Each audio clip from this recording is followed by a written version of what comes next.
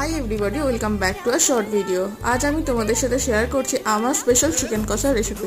তাই প্রথমে তেলটা গরম করে দিয়ে দিলাম, রসুনটাকে ভালোভাবে ভেজে নিলাম এবং পেঁয়াজটাকে দিয়ে ভালোভাবে ভেজে নিলাম। তো এই সাইডে দেখো আলুটা ভেজে রেখেছি, সেটাও দেখিয়ে দিলাম।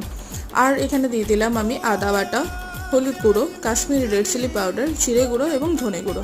মনে হচ্ছিল একটু মশলাটা কম হতে পারে, তাই একটুখানি পেঁয়াজ এবং টমেটোকে পেস্ট করে ভালোভাবে মশলাটা কষিয়ে নিলাম। এরপর চিকেনটা দিয়ে ভালোভাবে নাড়াচাড়া করে নুন দিয়ে ঢাকা দিয়ে দিলাম। এখান থেকে যে জলটা বেরোবে, মানে নুন দেওয়ার পর যে জলটা বেরোবে, সেটা দিয়ে আমি গোটা মাংসটা রান্না করব। নতুন করে যদি তোমরা জল অ্যাড করতে চাও বা আরও গ্রেভি করতে চাও, অবশ্যই গরম জল ইউজ করো। হাফ কষানোর পর আলুটা আমি দিয়ে দিলাম।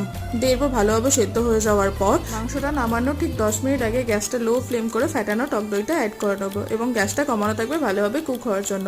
এবং লাস্টে গরম মশলা এবং ঘি দিয়ে মাংসটা আমি সার্ভ করবো।